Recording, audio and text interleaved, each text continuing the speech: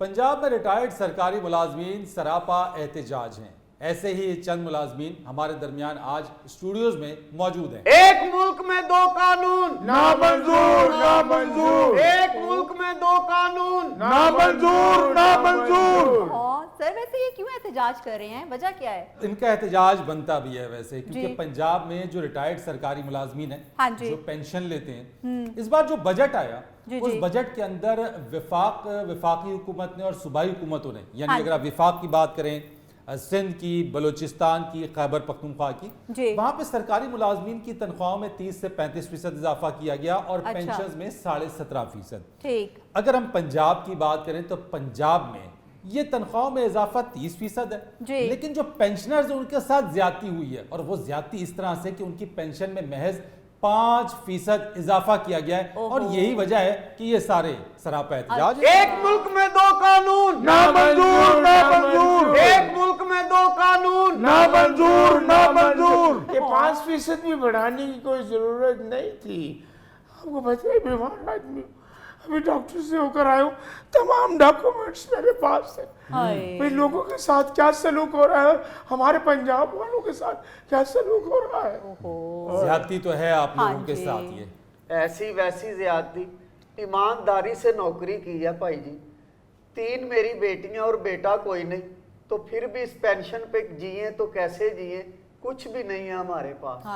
अफसोस तो इस बात का है हुजूर, ये हुक्म उन लोगों ने जारी किया है जिनकी 38 साल मैंने खिदमत की है।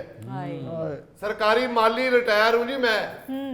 दुख ये है कि मैंने सारी जिंदगी इनके घरों को फूलों से सजाया, इन्होंने मेरे फूलों को मसल दिया, मेरे बच्चे भूखे सोते हैं बाबूजी।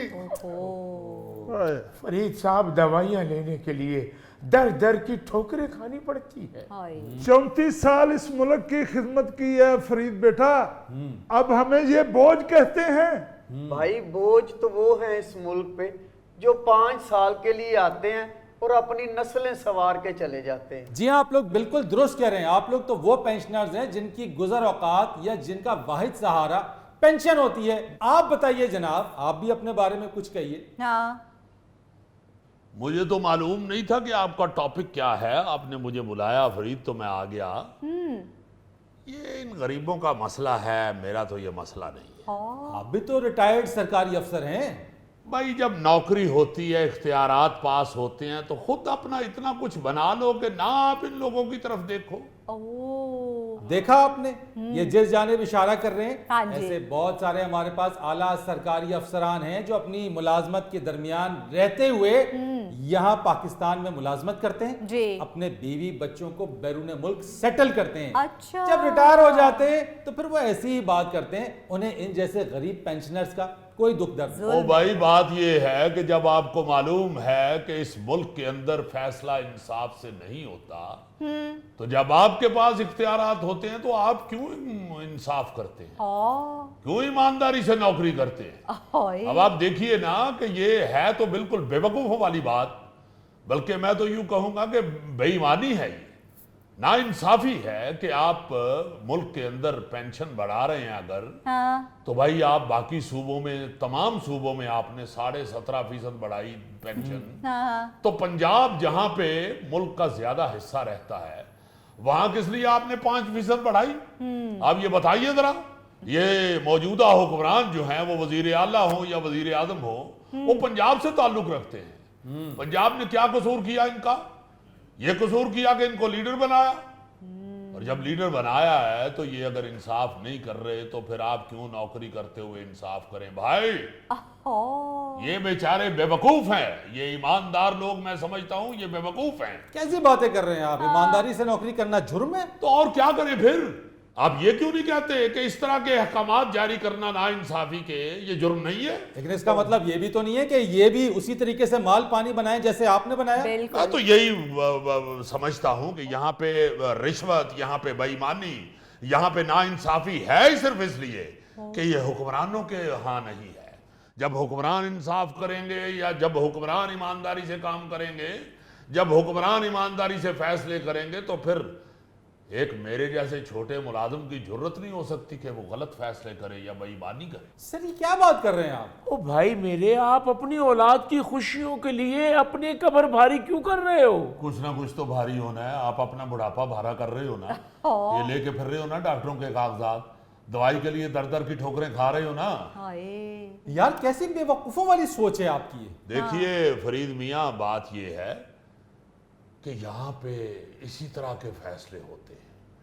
आप छोटी सी मुझे बात बताएं, भाई क्या वजह है अगर आपको पंजाब बोझ लग रहा है या पंजाब के ये बूढ़े आप पे बोझ महसूस हो रहे हैं, तो भाई क्या इनके यहाँ सुबह नाश्ते की बारिश होती है? क्या सुबह अंडे आके इनके सरों पे लगते हैं? ये वहां से पकड़ के तल के अपने बच्चों को खिलाते हैं? क्या डबल रोटी की बारिश होती है इनके घर में? क्या सुबह ये हंडिया के मसाले या सब्जी आके अखबार वाला इनको मुफ्त दे जाता है? अखबार के अंदर इश्तेहार की जगह सब्जी रख के दे जाता है इनको? बताएं ना।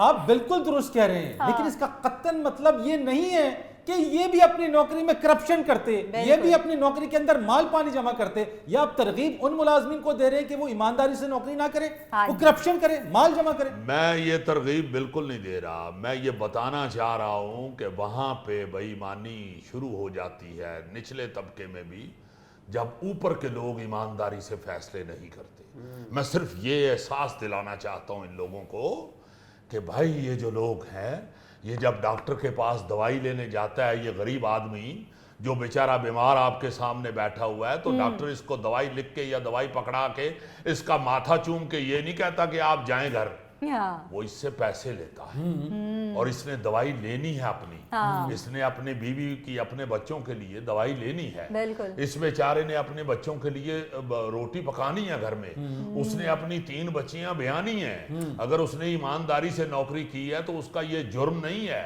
कि आप उसको बुढ़ापा उसका खराब कर दें। वो बेचारा अगर रो रहा है तो इसीलिए रो रहा है कि मैंने बड़ी मेहनत के साथ, ईमानदारी के साथ नौकरी की है, तो ये भी ईमानदारी और इंसाफ के साथ पब्लिक को देखे, पूरी आवाम को।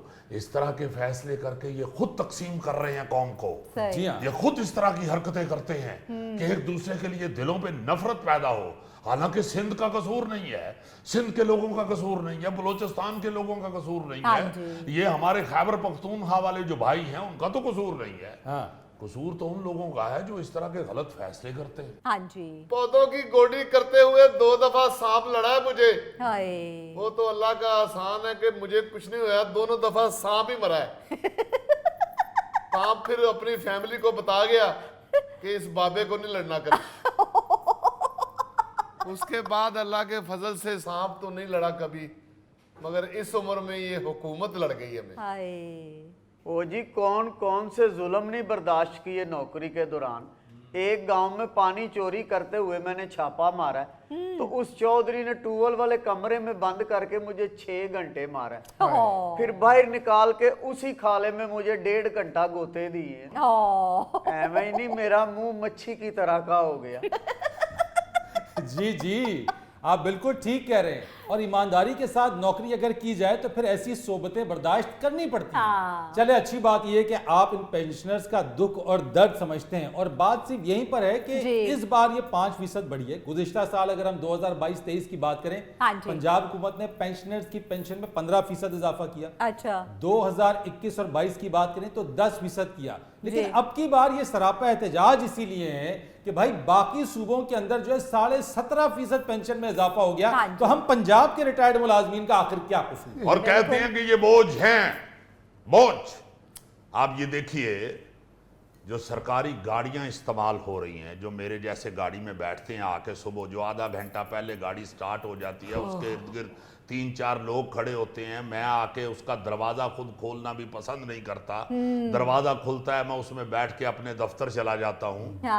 वो बोझ है या इनकी ये 5% या 17% पेंशन बोझ है, जो सैकड़ों के मरलों के घरों में रहते हैं ऑफिसर, जो 100-100, 80-80, 70-70 कनालों के ऊपर रिहायश पजीर हैं जो ऑफिसर, वो बोझ हैं या ये बोझ हैं? ये इनके 2 नवाले बोझ हैं हुकूमत पे, जो पेट्रोल दिया जाता है हुकूमत की तरफ से, हाँ जी। जो हजारों की तादाद में इधर सरकारी गाड़ियां हैं, वो बोझ है या इनके बच्चों की दवाई या इनकी अपनी दवाई बोझ है? हाय। आप देखिए जाके इंग्लैंड में, आप देखिए जाके अमेरिका में, आप देखिए सारी बाशऊर कौमों के में जाके हाँ। कितनी सरकारी गाड़ियां हुकूमतों ने दी हुई हैं। जाके देखिए ये वजीर आजम जो है बरतानिया का प्राइम मिनिस्टर कितने से घर में रहता है, उसके घर से तो यहाँ के एसडीओ का घर बड़ा है भाई। हाँ। आप हैं बाबू, और आप जैसे बहुत सारे जो बाबू हैं, उन बाबुओं के मराद के अंदर कभी भी कटौती नहीं आती, क्योंकि वो बाबू अपने कलम को अपनी कटौती के लिए इस्तेमाल नहीं करते, लेकिन कटौती इन गरीब पेंशनर्स के ऊपर लगती है। हाँ जी। एक मुल्क में दो कानून, ना मंजूर, ना मंजूर, एक मुल्क में दो कानून, ना मंजूर, ना एक मुल्क में दो कानून। ना मंजूर, ना मंजूर। आप ये देखिए फरीद साहब, ये हुक्मरानों को ये तो एहसास होना चाहिए कि इस उम्र में तो ये नारा भी नहीं लगा सकते। हाय। ये तो नारा भी लगाएंगे तो इन बेचारों को खांसी आड़े आ जाएगी। बिल्कुल आपने दुरुस्त कहा।